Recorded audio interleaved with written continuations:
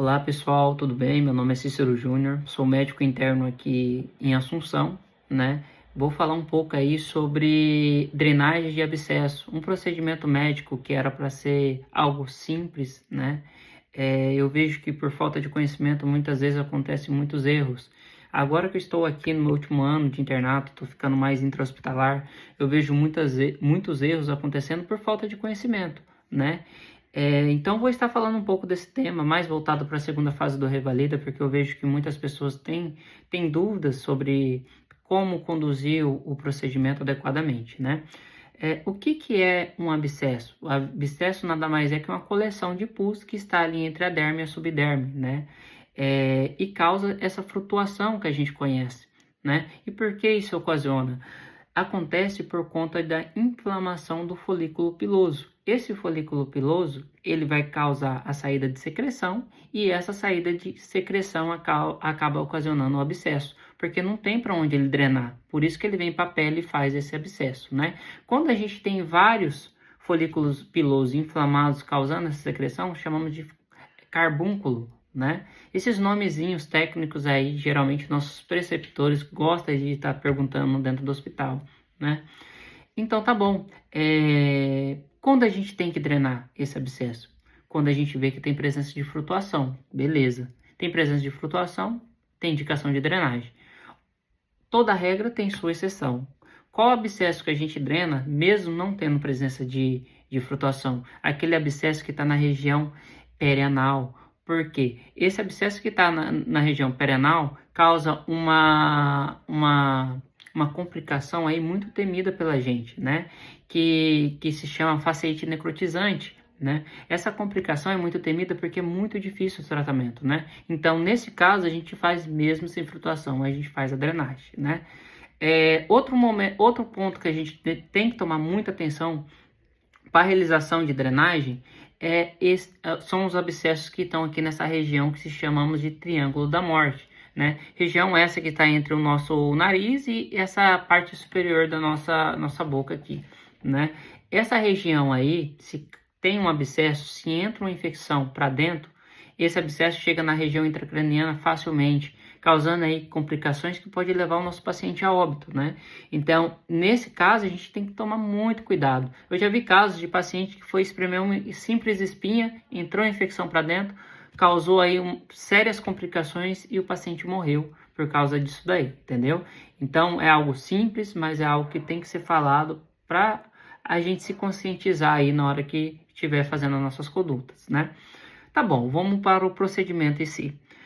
Para você, quando que começa o procedimento? Para você, quando a gente começa o primeiro passo do procedimento? Muita gente aí vai pensar, a gente começa fazendo analgesia, a gente começa fazendo antisepsia do local onde será feito o procedimento. E aí que a gente se engana. E aí onde que muitas pessoas perdem pontos preciosos no INEP, né? O procedimento começa lá com o paciente. Na hora que a gente vai falar para o paciente, explicar o que iremos fazer e pedir a permissão do paciente para estar realizando, entendeu? Só a partir daí que a gente tem a autorização do paciente que a gente começa o procedimento, né? A gente usa a cartilha do Ministério da Saúde para nos guiar para fazer esse tratamento, esse procedimento, né? E lá na cartilha do Ministério da Saúde, você vai olhar, os itens a ser pedidos para realizar o procedimento são mais de 10 itens. Eu olhei aquilo lá e falei, cara, isso daí facilmente a pessoa vai esquecer de pedir algum item, né? O que eu usei que funcionou para mim, que pode te ajudar também nessa fase, ajudar você a entender e a tirar uma boa nota no dia da prova? Entenda o procedimento. Após você entender o procedimento, você vai saber o que vai ser pedido para estar fazendo o procedimento. Então tá. Como que começa o procedimento? Primeiro, a minha segurança e a segurança do paciente. Então começamos pelo EPI, né? Lá na cartilha tá máscara, luvas estéreo e óculos, né? São esses 3 itens que vai trazer segurança para mim e para o paciente. Então começamos por aí. Não esquecemos, né? Vamos pedir esses 3 itens. Próximo passo, a gente vai fazer antisepsia do local onde que vai ser feita a incisão, né? Para não levar nenhum micro-organismo para dentro do abscesso e causar aí outras complicações, né? A gente faz antisepsia com iodopovidona, então solicita iodopovidona. Próximo passo, a gente vai ter que colocar um campo estéreo, né, para a gente trabalhar ali. Então, se solicita um campo estéreo, tá bom? Próximo passo, a gente vai estar fazendo a analgesia. Para fazer a analgesia, a gente precisa de alguns itens. Quais itens são esses? São lidocaína 1% sem vasoconstritor. Isso é muito importante você falar o nome e o sobrenome do que você está pedindo. Por quê? O que acontece? Às vezes você fala lidocaína, mas lá no padrão esperado de resposta estava lidocaína, né? A 1% sem vasoconstritor. E você falou só lidocaína, você não vai ganhar esse ponto. Entendeu? O INEP é assim, né? Então, outras coisas que a gente precisa. Então, lidocaína 1% sem vasoconstritor. Necessitamos também de agulhas. Eu preciso de uma agulha hipodérmica, né, para estar realizando a anestesia no paciente. Essa agulha hipodérmica é aquela agulha de insulina, né? Essa agulha vai trazer menos trauma para a pele do paciente, é melhor trabalhar com ela, né? E também precisamos de uma agulha rosa 40x12 que a gente vai estar aspirando aí a lidocaína do frasco, né?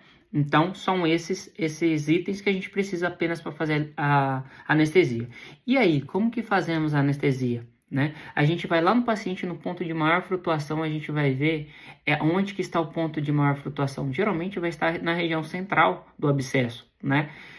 Nessa região central do abscesso, a gente vai medir 1 centímetro, né?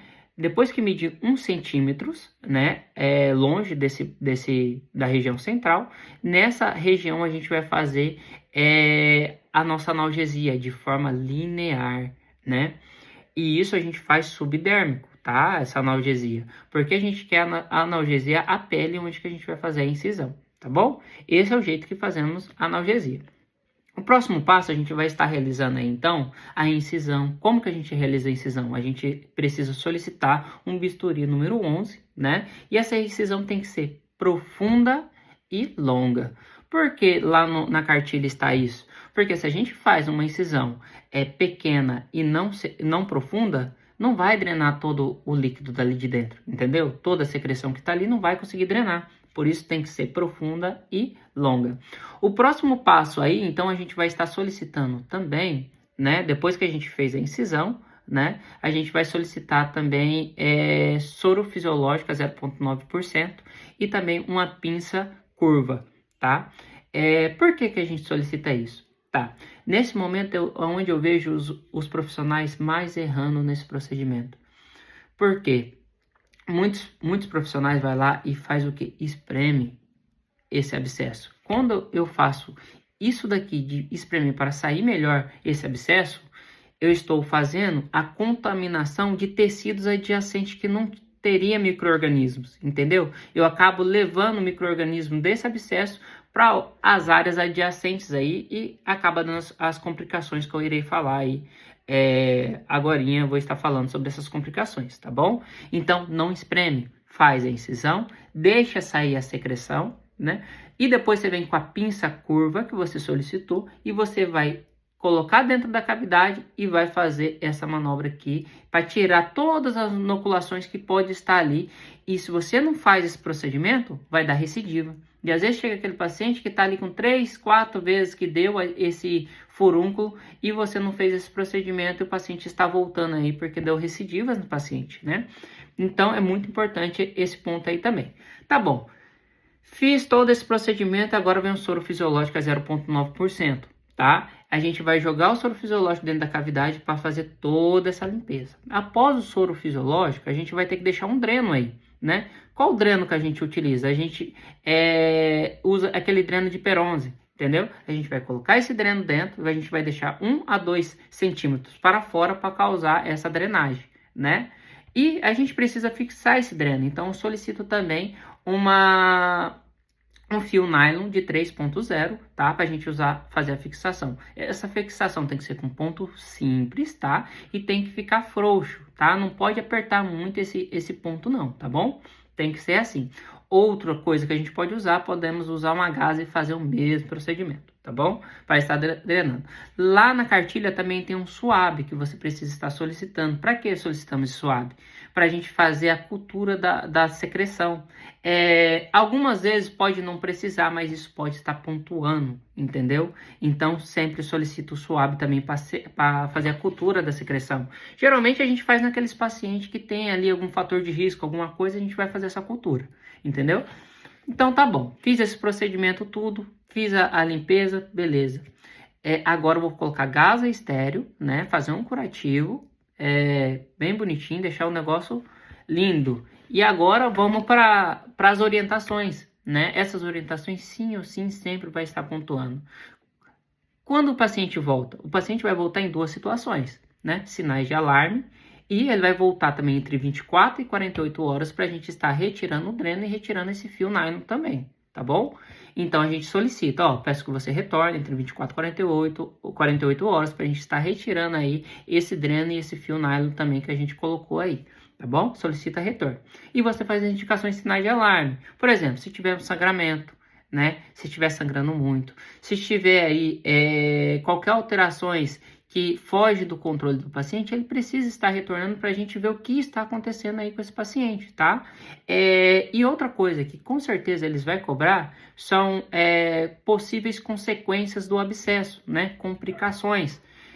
As complicações são, pode dar um sangramento, né? No local, pode dar uma celulite, né? Pode dar alterações sistêmicas, pode dar uma osteomielite, pode dar uma pericardite, pode dar também uma endocardite, tá? Essas complicações, sim ou sim, vai estar pontuando, entendeu? Então você fala, as possíveis complicações do caso é isso, entendeu? Do caso é isso, tá? E o antibiótico?